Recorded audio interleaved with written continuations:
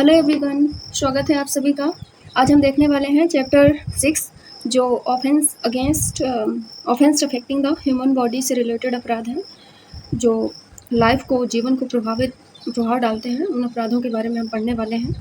ठीक है, तो ये जो पूरा चैप्टर है सेक्शन 100 से लेकर के 113 तक है और हम इसके पूरे सेक्शन को देखने वाले हैं। हमने अभी जनरल एक्सेप्शन के और प्राइवेट डिफेंस के सेक्शन जो जनरल एक्सेप्शन में ही कवर होते हैं इनको कंप्लीट कर लिया है। आज हम कल्पेबल होमिसाइड को देखेंगे। मोस्ट इंपॉर्टेंट ये सेक्शन है। ऑलवेज मतलब ऐसा कोई एग्जाम ना हो जिसमें कल्पेबल होमिसाइड और मर्डर से क्वेश्चन ना पूछे गए हों। तो चलिए हम समझते हैं सबसे पहले कि कल्पेबल होमिसाइड आखिर होता क्या है। देखिए, कल्पेबल होमिसाइड ही मेन अपराध होता है। उसमें जो ग्रेविटी हो जाती है, ज़्यादा ग्रेविटी जब हो जाती है तब वो मर्डर में कन्वर्ट हो जाता है।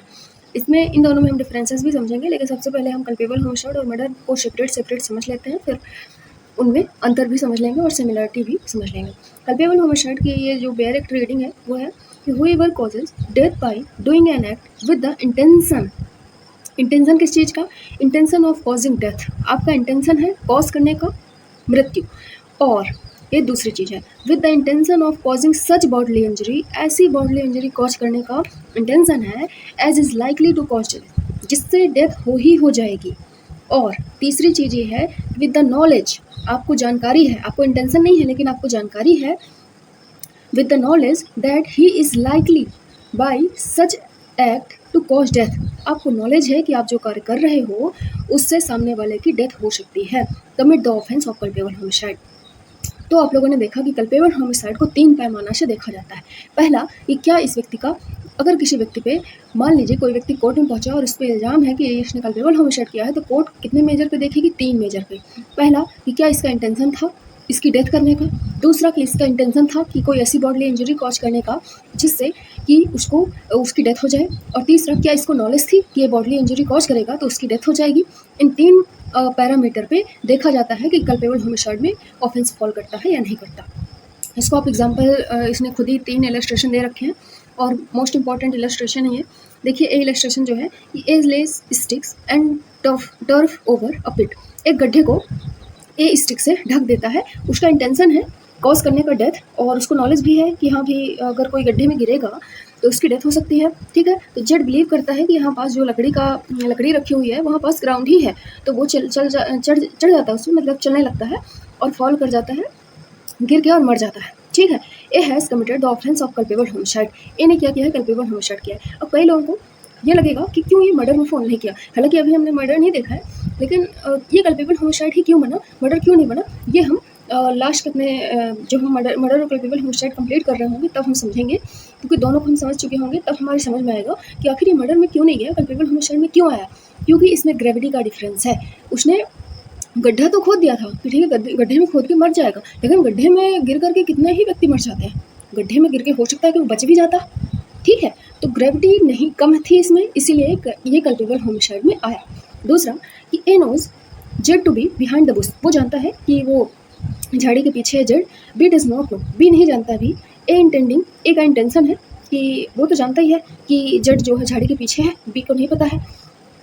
तो लाइकली टू कॉज जेड डेट्स इंड्यूसेस, वो बी को इंड्यूस करता है कि फायर करो भाई उसमें, झाड़ी में तुम फायर करो। बी फायर कर देता है और किल कर देता है जेड को, लेकिन बी का कोई इंटेंशन नहीं था और वो जानता भी नहीं था कि उसके पीछे जेड खड़ा हुआ है। बी में भी गिल्टी नो ऑफेंस, बी किसी ऑफेंस के लिए गिल्टी नहीं होगा क्योंकि उसका इंटेंशन नहीं था, वो जानता भी नहीं था। लेकिन A has committed the offence of culpable homicide. A का तो पूरा इंटेंशन था, वो तो जानता था कि उसके झाड़ी के पीछे जेड ही खड़ा है और अगर ये फायर करेगा तो उसकी मृत्यु हो सकती है। फिर तीसरा है कि A by shooting at a fowl with the intention to kill and steal. जो वन मुर्गा होता है, मुर्गी, तो उस पर शूट करता है, उसका इंटेंशन है कि इसको किल करो और स्टील करो, चुरा लेना। किल्स बी को मार देता है। Who is behind the bush, जो झाड़ी के पीछे था। A not intending knowing that was there, वो नहीं जानता था कि अच्छा बी उसके पीछे, झाड़ी के पीछे है। Here although A was doing an unlawful act, अगर वो मतलब ए तो अनलॉफुल एक्ट कर ही रहा था, फॉल को मार रहा था। He was not guilty of culpable homicide, वो कल्पेबल होमिसाइड के लिए गिल्टी नहीं है। As he did not intended to kill B, उसका इंटेंशन तो नहीं था कि वो बी को मारे। और to cause death by doing an act that he knew was likely to cause death, क्योंकि वह ना तो वह जानता था, ठीक है, वो जानता भी नहीं था, तो कि वो झाड़ी के पीछे हो सकता है, इसीलिए उसने मृत्यु कार्य नहीं किया, वो कल्पेबल होमिसाइड में फॉल नहीं करेगा। तो आपको पता चला कि कल्पेबल होमिसाइड आखिर होता क्या है। कल्पेबल होमिसाइड को 3 पैमाने पे देखा जाता है। क्या उसका इंटेंशन था उसकी डेथ करने का, फिर दूसरा कि क्या उसका इंटेंशन था ऐसी बॉडली इंजरी कॉज करने का जो लाइकली होती है डेथ करने के लिए, और तीसरा क्या उसका नॉलेज था कि इसकी ऐसी बॉडली इंजरी कॉज करने से उसकी डेथ हो जाएगी। ठीक है, अब देखिए इसके 3 एक्सप्लेनेशन दे रखे हैं कल्पेबल होमिसाइड के। तीनों के तीनों एक्सप्लेनेशन बहुत ही ज़्यादा इंपॉर्टेंट है। एक्सप्लेनेशन आखिर किसी सेक्शन में अगर जुड़े हुए हैं तो मतलब उस सेक्शन को और भी क्लैरिफाई किया गया है उनके द्वारा। देखिए पहला एक्सप्लेनेशन देखिए, a person who cause bodily injury to another who is labouring under a disorder जो विकार होता है, डिसऑर्डर, डिसीज कोई रोग होता है, और बॉडली इन्फर्मिटी अंग शैथिल्य कहलाता है, and thereby accelerate the death of that other shall be deemed to be caused his death.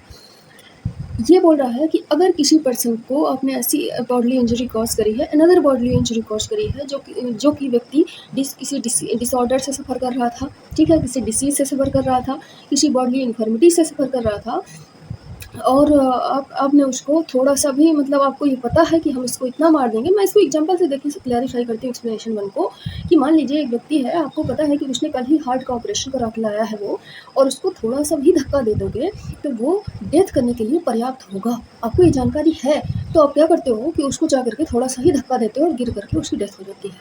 तो ये माना जाएगा कि भैया आपने उसकी जो डेथ है उसको एक्सेलरेट किया है, इसीलिए आपको कल्पेबल होमिसाइड के लिए लायबल किया जाएगा, क्योंकि आपको पता है कि उसके शरीर में कोई डिसऑर्डर है, कोई डिसीज़ है, कोई बॉडली इन्फर्मिटी है, जिससे कि इतना ही इनफ रहेगा। फिर आप कोर्ट में आके ये कहोगे कि नहीं भई मैंने तो बस धक्का मारा था, नॉर्मल व्यक्ति कहाँ ही मरता। तो नॉर्मल व्यक्ति नहीं मरता, लेकिन आपको जानकारी है कि हाँ भई इस व्यक्ति के अंदर डिसऑर्डर है, कोई डिसीज़ है, कोई बॉडली इन्फर्मिटी है, तो ये इतने में ही इसका काम हो जाएगा, तो मतलब आप इसके लिए लायबल होंगे। ये एक्सप्लेनेशन नहीं होता तो सोचिए कितनी गड़बड़ी हो जाती है ना, इसीलिए जुड़ा हुआ है।